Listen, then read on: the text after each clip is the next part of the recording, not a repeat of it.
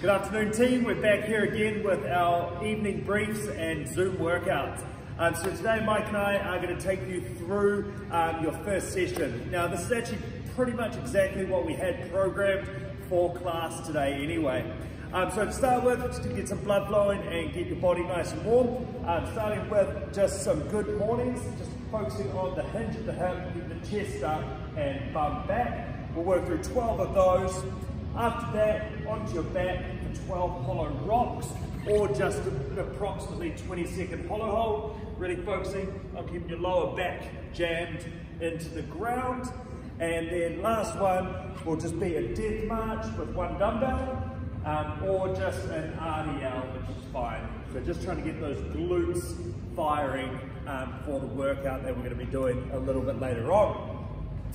After you've had a warm up, you've got two options to choose from. You've got some handstand progression strength work or some handstand actual volume work. So we'll go through the progression strength first. So that's going to be a wall walk. So you can find some sort of wall space and claw yourself up that wall, push your bum back, feet high, and then move your hands in time with your feet.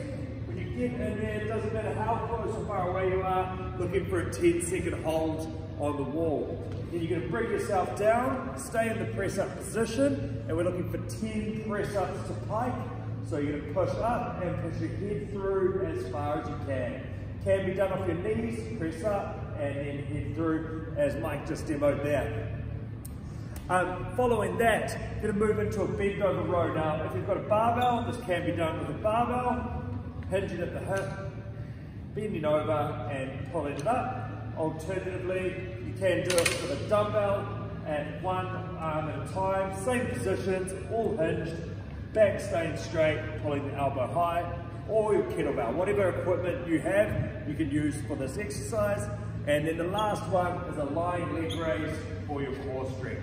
So just finding some space, lower back jam into the ground, bring your feet past your head, and then try to stop your feet before they hit the ground. So that's option one. Just going to be working through that steady for 20 minutes.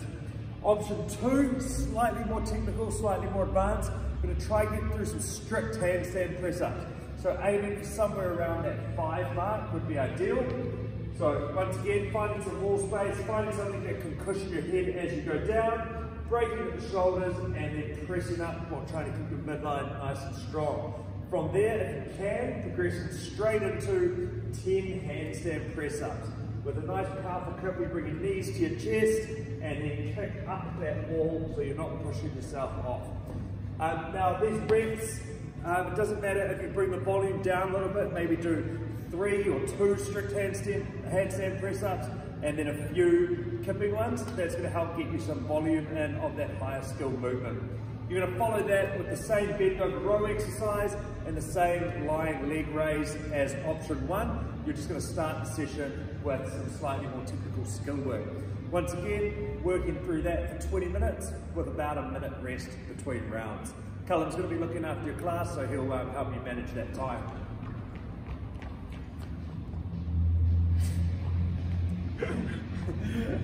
Then moving into our conditioning piece. So we'll start off with the dumbbell or kettlebell version of the session today. So either if you've got a skipping rope, you're going to work through 75 single or double unders. Alternatively, you could be working through a dumbbell hop where we're trying to keep you light on your feet, bounding through the movement. After you've completed 75 of those, we're going into the one-arm devil's press. So just like a normal devil's press, except you only have one hand on the weight at a time. Chest to ground, springing your feet back up, and bringing that weight overhead. And you can swap each rep of those, 20 of those. After your 20th one, you're going to bring that weight to your chest for 30 goblet squats. Pushing that bum back, trying to get your bum below your knees. Then we're going into 40 one-arm dumbbell snatches. So from the ground, trying to get both heads of that dumbbell on the ground. No half reps here. And then bringing that back up. Back to your goblet squats, then to your devil's press, and then finishing with your skips. So that's our dumbbell or kettlebell version. Only thing that would really change on the kettlebell is the way that you do the devil's press.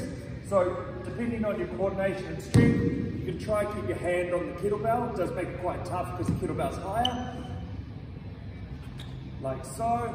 Or alternatively, if you don't quite have that flexibility or stability through your shoulder, you can pop the kettlebell down, do the burpee, stand up and pick the kettlebell up.